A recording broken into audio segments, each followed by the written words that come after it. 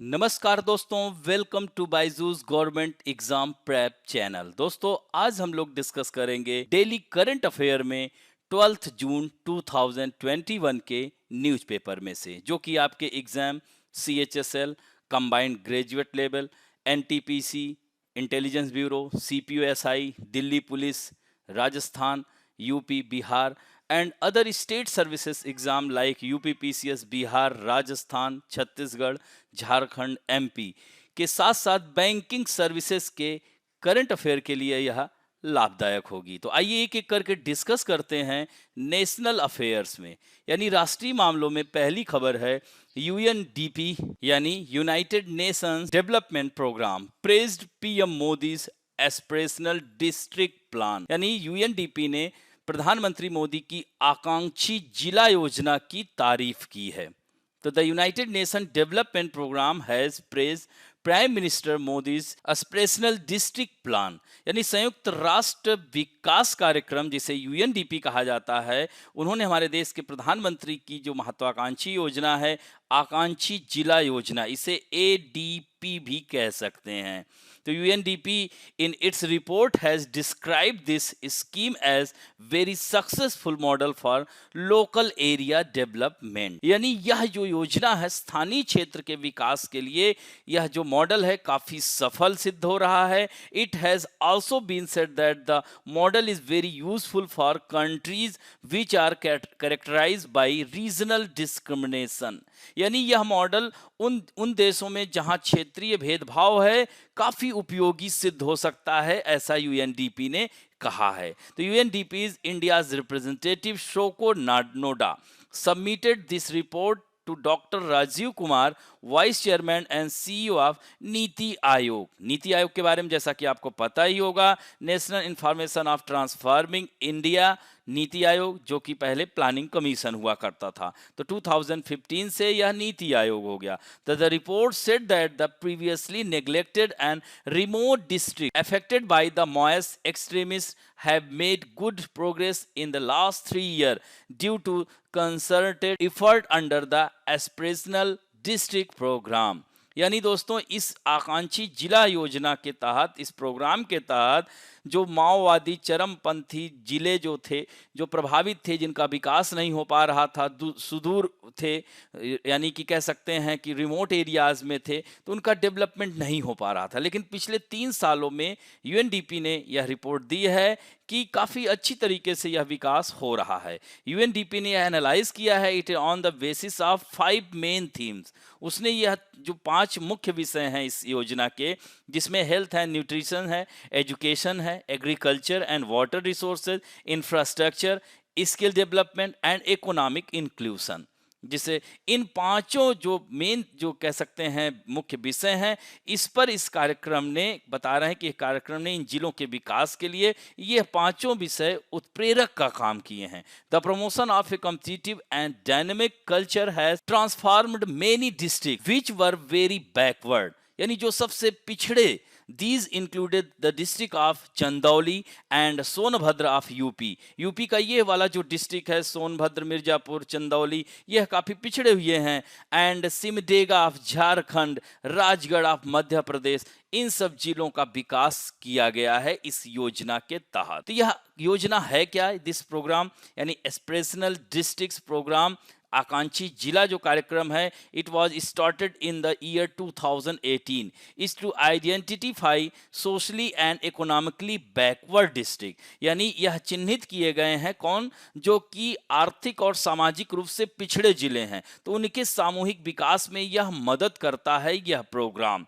For this work, 115 districts from 28 states of the country were identified। यानी 115 जिलों, यानी 28 राज्यों के 115 जिलों को इसमें से चिन्हित किया गया है, जो कि जिनका विकास यानी जो इकोनॉमिकली एंड सोशली काफ़ी वीक हैं, तो उन पर यह कार्यक्रम चलाया जा रहा है।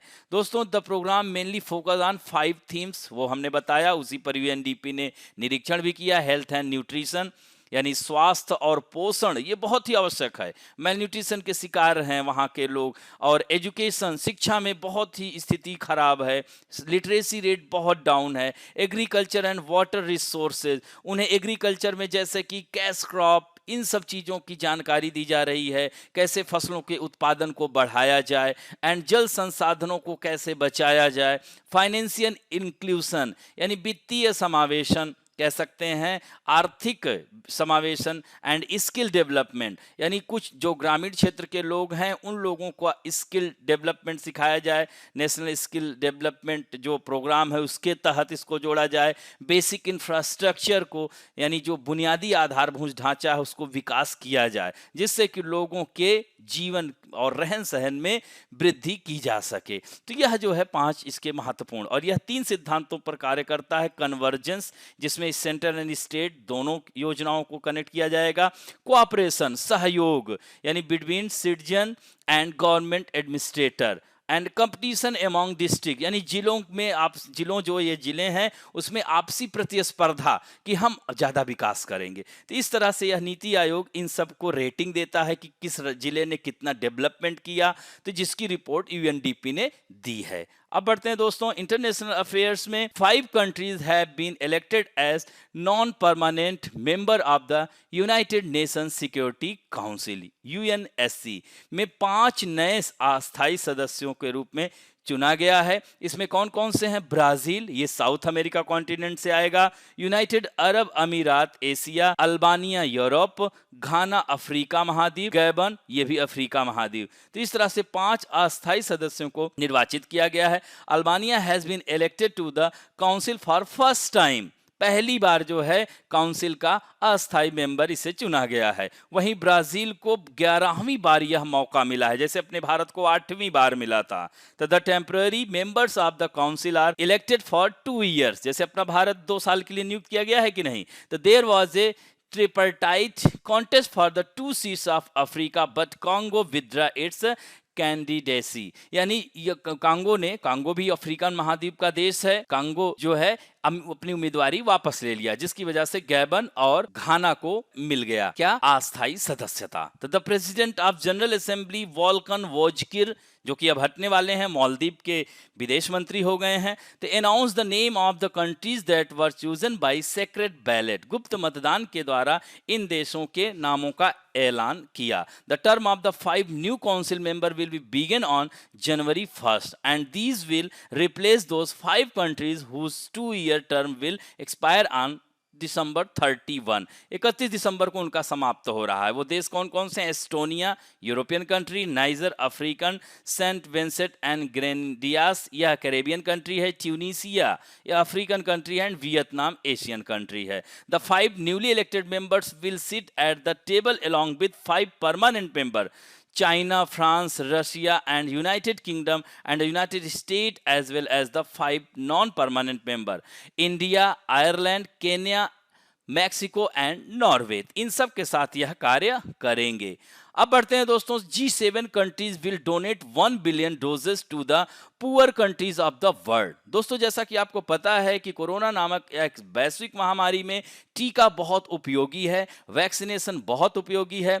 ऐसे में यह G7 यह विकसित देशों का संगठन है। यह लोग 1 अरब डोज या टीका जो है गरीब देशों को मुहैया कराने के लिए इस शिखर वार्ता में बात चल रही है। तो ब्रिटेन के कार्बिस बे में दुनिया के सबसे अमीर G7 देशों की शिखर वार्ता शुरू हो गई है। वार्ता के पहले ही दिन पीएम बोरिस जॉनसन ने उम्मीद जताई कि G7 देश विश्व के गरीब देशों को 1 अरब डोज जो वैक्सीनेशन का है देने को तैयार हो जाएंगे, ताकि टीकाकरण मुहिम तेजी से की जा सके और 2022 तक सभी विश्व के सभी देशों को टीकाकरण किया जा सके। हालांकि जोसेफ बाइडेन ने कहा कि यह एक तरह से कह सकते हैं कि बहुत ही कम है मात्रा, इसे और हमें बढ़ाना होगा। और जोसेफ बाइडेन ने 50 करोड़ टीके देने के लिए वह पहले ही इच्छा जता चुके हैं, प्रतिबद्धता जताई है। तो इस तरह से G7 में अमेरिका ब्रिटेन के अलावा कनाडा, फ्रांस, जर्मनी, इटली और जापान भी शामिल हैं। दोस्तों G7 1975 में इसकी पहली बैठक हुई थी, तब 6 कंट्री हुआ करते थे। 1976 में कनाडा भी जुड़ गया, फिर बाद में रसिया जुड़ा, लेकिन 2014 2014 में जो यूक्रेन विवाद की वजह से रशिया को इससे हटा दिया गया। तो अब यह फिर से G7 ही है। तो इस तरह से अगले कुछ हफ्तों में ब्रिटेन गरीब देशों को 50 लाख खुराकें देगा और उसने यह आशा की है कि अन्य देश भी इस पर खुलकर आएंगे और सभी ने इस पर मांग की है कि हम लोग सब मदद करेंगे। US president Joseph Biden first overseas tour will be A hectic one. यह इनका विदेशी दौरा जो है, अभी यह मीटिंग में भाग ले रहे हैं, इसके बाद यह 2 और मीटिंग करेंगे। वह जो है बेल्जियम की राजधानी ब्रुसेल जाकर नाटो, यानी नाटो क्या है, North Atlantic Treaty Organization, and European संघ के नेताओं से भी बात करेंगे। और फिर जिनेवा में उनकी अंतिम जो खत्म होगा उनका जो यह दौरा, बाइडेन की मुलाकात रूसी राष्ट्रपति व्लादिमीर पुतिन से होनी है। इसी बीच वे German chancellor Angela Merkel and महारानी एलिजाबेथ से भी मिलेंगे। तो यह G7 के बारे में जानते रहिएगा। अब बढ़ते हैं दोस्तों global liveability index 2021। Global liveability index 2021 आ गया है, जिसमें सबसे अच्छा शहर, रहने योग्य शहर, वह है ऑकलैंड। न्यूजीलैंड का यह शहर है, बहुत ही खूबसूरत शहर है। दूसरे नंबर पर ओसाका है, जापान का, जिसे जापान का मैनचेस्टर भी कहा जाता है दोस्तों। एडिलीड भी ऑस्ट्रेलिया का तीसरे नंबर पर है। फिर चौथे नंबर पर वेलिंगटन है न्यूजीलैंड का। पांचवें पर फिर टोक्यो है, जापान। इस तरह से यहाँ पर आप देख सकते हैं, ये चौथे पे ही दोनों हैं। पर्थ जो है छठे नंबर पर है, ज्यूरिख स्विट्जरलैंड, जिनेवा। तो इस तरह से टॉप 10 देख सकते हैं, ये शहर रहने योग्य हैं। हालांकि कोविड-19 नामक बीमारी की वजह से यह शहरों के रहने में जो समस्याएं आई हैं, जिसकी वजह से लाइबिलिटी इंडेक्स में काफ़ी उतार चढ़ाव आया है। तो जैसे दुनिया का सबसे कम रहने योग्य शहर दमश्क है। दमश्क सीरिया की कैपिटल है। The last 10 least livable cities in the Asia Pacific region including Dhaka and Karachi remain among the bottom 10 this year, यानी लास्ट निचले 10 में वह बने हुए हैं। दोस्तों 2021 edition of the economics intelligence unit global livability ranking has found the Auckland is the most livable city in the world, because यह corona के समय में भी अपने वहाँ के रहने वाले लोगों के लिए सारी सुविधाएं मुहैया कराया था। तो इस तरह से EIU says there is also a strong continent of cities in the APA Asia Pacific region at the top of the ranking with Osaka, Adelaide, Tokyo, Wellington rounding out the top 5। ये हमने शुरू में ही बता दिया। तो इस तरह से आप देख सकते हैं, ये पॉइंट भी हमने डिस्कस कर दिया। और होनोलुलु ये कहाँ है दोस्तों? तो यह अमेरिका का जो 49वां प्रांत है, 50वां प्रांत, हवाईयन आइलैंड की कैपिटल है होनोलुलु। हवाई द्वीप कहाँ अवस्थित है? प्रशांत महासागर में अवस्थित है। तो पैसिफिक ओशियन में अवस्थित है। इसे प्रशांत cross road of Pacific Ocean कहते हैं। प्रशांत महासागर का इसे चौराहा कहा जाता है। और होनोलुलु भी, इसको सबसे बड़ा लाभ मिला है, 46 स्थान से वृद्धि के साथ वह 14th रैंक पर पहुंच गया है सबसे रहने योग्य शहरों में। यह भी पॉइंट याद रखेंगे। अब बढ़ते हैं दोस्तों इन्वायरमेंट एंड इकोलॉजी में 2% drop in global ozone pollution due to lockdown. देखिए दोस्तों, नेचर ने अपने हीलिंग करना शुरू कर दिया। यानी इस कोरोना नामक महामारी आई, उसके बाद हम लोगों ने क्या, पूरे विश्व ने लॉकडाउन किया। तो इस लॉकडाउन की वजह से ओजोन पोल्यूशन में जो है 2% की गिरावट देखी जा रही है। ये बहुत ही अच्छा संदेश है। A recent study by NASA has shown that there has been a 2% drop in global ozone pollution due to the lockdown during May and June 2020. This decline in the total ozone present in the troposphere at the global level was about 6 TGO। अब यहाँ पर TGO क्या है? TGO का मतलब होता है, याद रखिएगा, इसको कैपिटल में लिख रहा हूँ, TOMS, टॉम्स, ग्लोबल इसको कहेंगे ओजोन, ध्यान रखेंगे। तो इसको TGO कहेंगे, TGO। तो 6 TGO टॉम्स ग्लोबल ओजोन कहा जाता है, यह रहा है। अब इसमें जो टॉम्स ग्लोबल, अब ये TOMS क्या है, तो इसके बारे में भी याद रखिएगा। इसका फुल फॉर्म है टोटल ओजोन मैपिंग स्पेक्ट्रोमीटर, यानी कुल ओजोन मानचित्रण स्पेक्ट्रोमीटर इसको कहा जाता है। और ओजोन नापने की इकाई को डॉप्सन कहा जाता है, डॉप्सन DU में नापा जाता है। यह भी पॉइंट ध्यान रखेंगे। The biggest reason for this was the reduction of emission in Asia and America, जिसकी सबसे बड़ी वजह एशिया और अमेरिका में उत्सर्जन में आई कमी, क्योंकि यहाँ पर लॉकडाउन था जिसकी वजह से उत्सर्जन नहीं हुए, बहुत सारे उद्योग धंधे बंद रहे। तो according to the expert this decline is ozone pollution equal the reduction that would have taken about 15 years had controlling it been attempted through rules and policy. अगर यह देश नियम और कानून से चलते तो जितनी यह ओजोन पोल्यूशन में कमी आई है उसमें 15 साल का समय लगता। तो कोविड-19 has affected the whole world due to this epidemic. The pace of trade slowed down globally in nearly 2020। वैश्विक स्तर पर व्यापार की गति धीमी हो गई, गाड़ियां वाहन सब बंद हो गए, जिसका असर क्या हुआ कि नाइट्रोजन ऑक्साइड के इमिशन पर पड़ गया असर, ये कम हो गया। अब जो है हम लोग इमिशन करना कम कर दिए, जिसकी वजह से प्रकृति अपने आप को सुधारना शुरू कर दी। तो NASA estimate that due to this there was a reduction of about 15% globally, यानी 15% की कमी आई थी, जबकि स्थानीय स्तर पर आई गिरावट 50% रही है। तो नाइट्रोजन ऑक्साइड, चूंकि आपको पता ही है यह बहुत बड़ा काज है ओजोन गैस के बनाने में, तो nitrogen oxide is a major threat to our health and the climate. This gas react in the atmosphere to form ozone, और यह एक्शन क्रिया करके ओजोन का निर्माण करती है। Ozone pollution was also affected by decline in nitrogen oxide emission due to which its level had decline. तो ozone हमारे लिए बड़ी अलग अलग तरह से कार्य करती है। अब देखिए इसमें जैसे कि यह चूंकि समताप मंडल में पाई जाती है और अल्ट्रावायलेट रेस से हमारी रक्षा करती है, याद रखें। तो इसीलिए जो प्लेन वगैरह चलते हैं उनसे भी जो है ओजोन डिप्लेशन का में बहुत बड़ा योगदान है। AC, कूलर, फ्रिज, ये जो HFC जिसको कहते हैं हाइड्रोक्लोरोफ्लोरोकार्बन, क्लोरीन, ये सब इसमें जो है उत्तरदायी हैं। तो यह जहां ऊंचाई पर समताप मंडल में होती है तो यह सूर्य से विनाशकारी विकिरणों से हमें बताती है, अल्ट्रावायलेट रेस से हमारी रक्षा करती है। यही कारण है आप देखिए ओजोन होल का पता कहां चला, अंटार्कटिका में 1980 के दशक में, याद रखेंगे। तो उसमें आप देखिए कि सबसे ज्यादा त्वचा रोगी कहां मिलते हैं, और अंटार्कटिका के नजदीक देशों के पास। तो इस तरह से, और वहीं जब नज़दीक होती है तो हमारे हेल्थ इश्यूज आते हैं, त्वचा कैंसर, बहुत सारी बीमारियां। हमारी वनस्पतियों को भी प्रभावित करती है, प्रकाश तेज पड़ेगा तो वनस्पतियों का उत्पादन या उनकी वृद्धि में भी बहुत सारे चेंजेज आते हैं। In 2019 3,65,000 people were estimated to have died the world over due to surface ozone pollution. सोचिए ओजोन जो यह धरातली ओजोन प्रदूषण के कारण 3.5 लाख से अधिक लोगों की मौत का अनुमान है। तो the biggest impact of this was the damage cause to the lungs of young children. बच्चों के फेफड़े कमजोर हो गए, अस्थमा के मरीज, त्वचा रोगी, ये सब बीमारियां हो जाती हैं।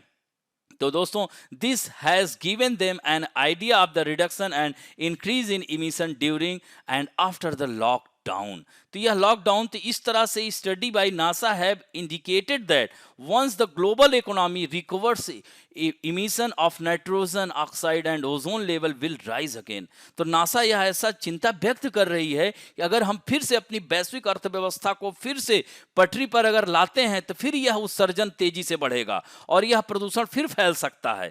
तो ऐसे में जो जनरल साइंस एडवांसेज में जो छपे शोध के मुताबिक यह कह रहे हैं कि अगर हम स्थानीय स्तर पर नाइट्रोजन ऑक्साइड के स्तर को कम करने के लिए कुछ न्यू टेक्निक्स एंड उसके समाधान को अपनाया जाए तो उनकी मदद से वैश्विक स्तर पर एयर की जो क्वालिटी है एंड जलवायु में हम क्लाइमेट में चेंजेस ला सकते हैं। ये बहुत बड़ा, मतलब एक तरह से कह सकते हैं कि एक खोज हो सकती है और हम इसे कंट्रोल कर सकेंगे। अब बढ़ते हैं दोस्तों various national international personality news में। हम बात करेंगे इंडियन IFS ऑफिसर के नागराज नायडू की, appointed as a head of UN bureaucracy for a year. 1 साल के लिए इनको UN ब्यूरोक्रेसी का प्रमुख बनाया गया है। ये कौन है? इंडियन फॉरेन सर्विस ऑफिसर के नागराज नायडू हैं। तो इनको जो है बनाया गया है, और इनको किसने बनाया? अभी हाल ही में हमने खबरों में बताया था, मालदीव के विदेश मंत्री एवं संयुक्त राष्ट्र महासभा के प्रेसिडेंट चुने गए अब्दुल्ला शाहिद ने उन्हें यह जिम्मेदारी दी है, क्योंकि भारत ने सपोर्ट किया था मालदीव को अध्यक्ष के लिए। तो for the next 1 year Nagaraj Naidu will look after the work as an assistant to Abdulla Shahid, उनके असिस्टेंट के रूप में कामकाज करेंगे। और विदेश मंत्री अब्दुल्ला रशीद ने राजदूत थेलमीजा हुसैन को विशेष दूत के तौर पर नियुक्त किया है। इसके अलावा राजदूत नागराज नायडू को अपना शेफ डू कैबिनेट नियुक्त किया है। Safe do cabinet French word है, इसका मतलब होता है निजी सचिव बनाया है। और दोस्तों, Naidu is the ambassador of India, Hussain is the permanent envoy of Maldives to the United Nation mission. तो इस तरह से यह पहले ऐसे भारतीय होंगे जिनको यह पद मिला है, और यह एक तरह से पीएम के मुख्य सचिव जैसा यह पद होता है। अब बढ़ते हैं दोस्तों पुस्तकें और पुरस्कारों में। आज हमने 10 महत्वपूर्ण पुस्तकों को लिया है, इनका कलेक्शन करते जाइए, इन्हें याद करते जाइए। द स्वच्छ भारत रिवोल्यूशन, स्वच्छ भारत क्रांति, गजेंद्र सिंह शेखावत व स्मृति ईरानी जो कि भी मंत्री हैं। और our only home, a climate appeal to the world, Dalai Lama, इनका नाम तो सुना ही होगा। Corona Kavita Kaal, PS Sreedharan Pillai.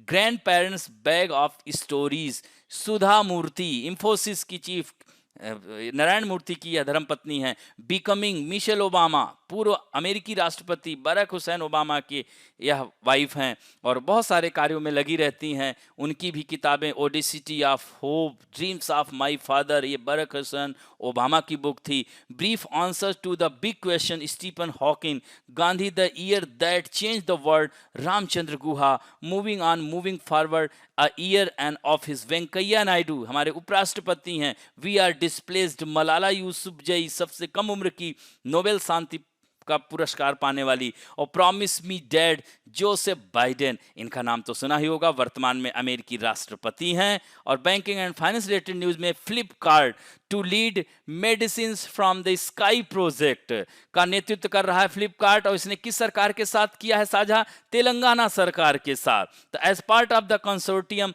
Walmart on Flipkart will deploy drones and enable the delivery of vaccine and medical supplies. यह सब ड्रोन के माध्यम से तैनात करेगी और टीकों और चिकित्सा आपूर्ति की डिलीवरी करने में सक्षम होगी। तो these effort will be complemented with technologies such as geo mapping, routing of shipment and track and trace of location developed by Flipkart over the years.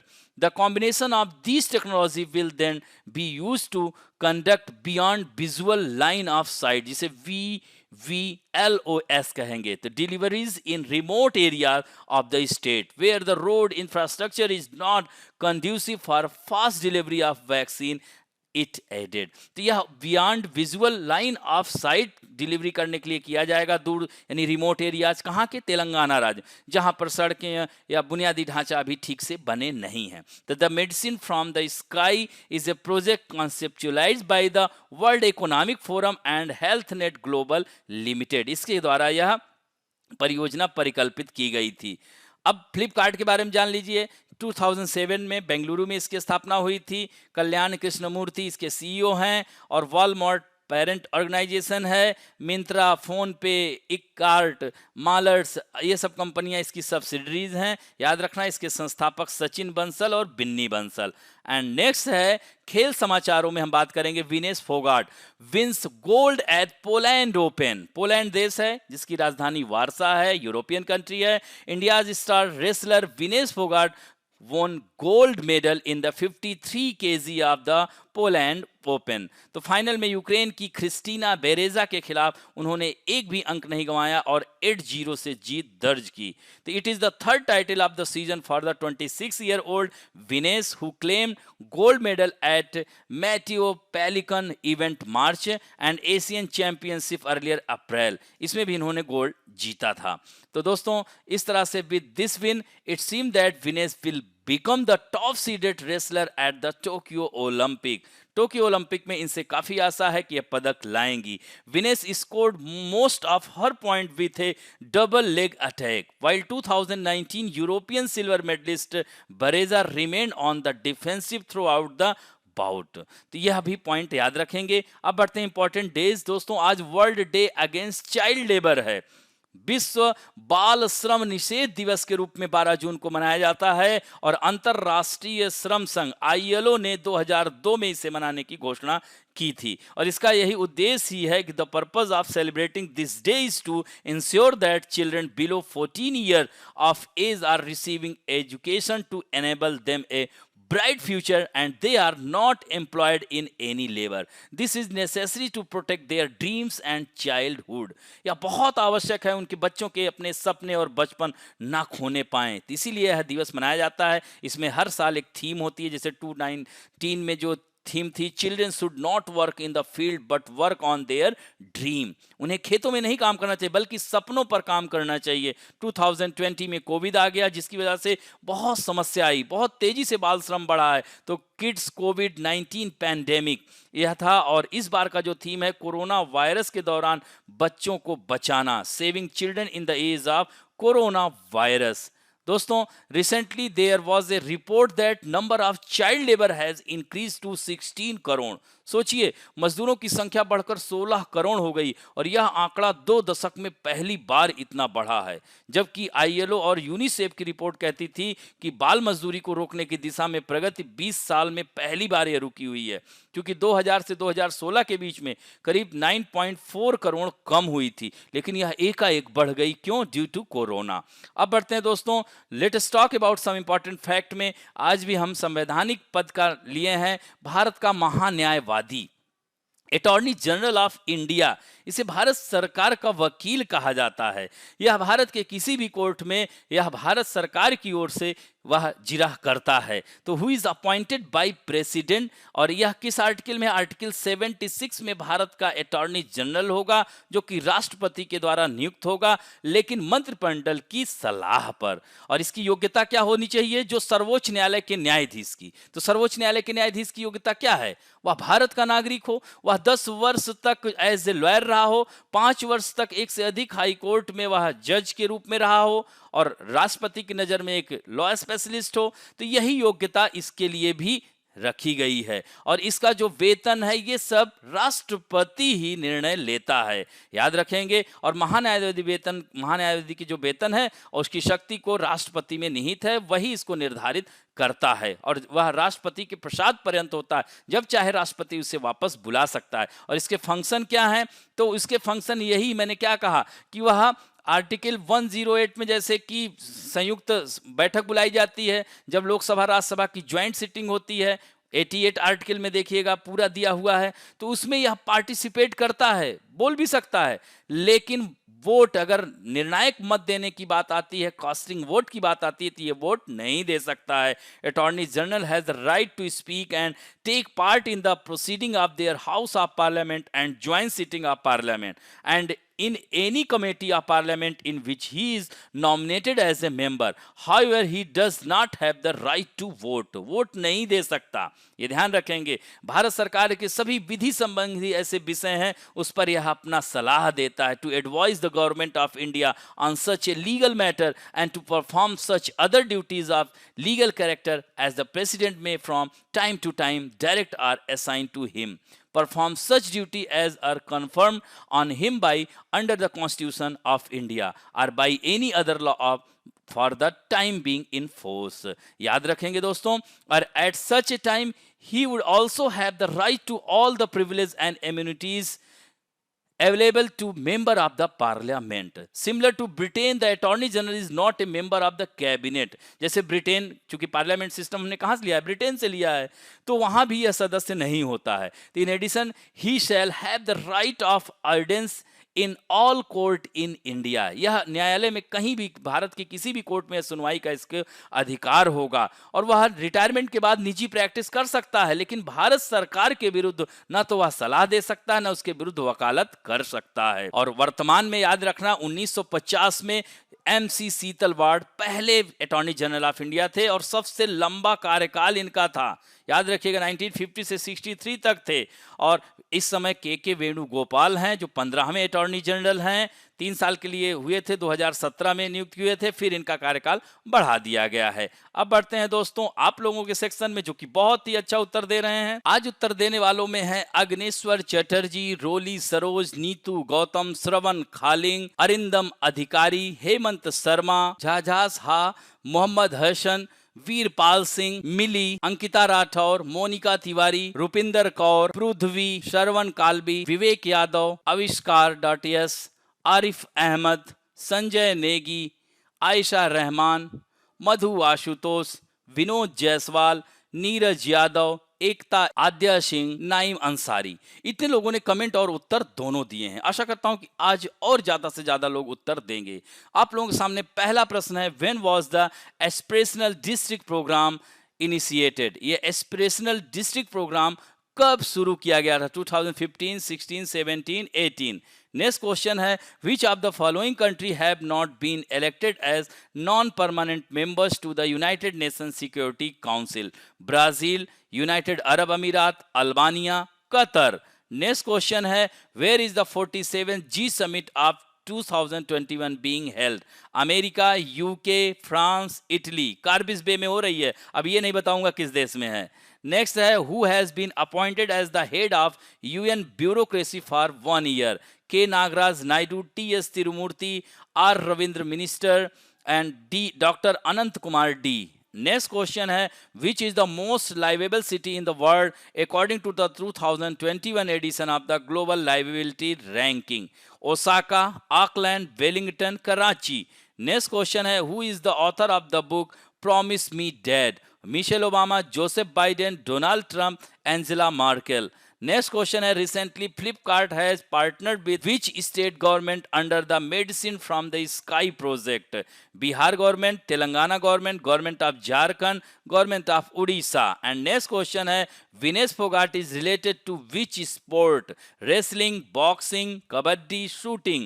And next question है, when is World Day Against Child Labor observed? 9th June, 10th, 11th June and 12th June. And last question है, which article of Indian Constitution is associated with the Attorney General of India? Article 72, 74, 76 and 78. इस तरह से इन 10 प्रश्न के उत्तर शीघ्र दीजिएगा।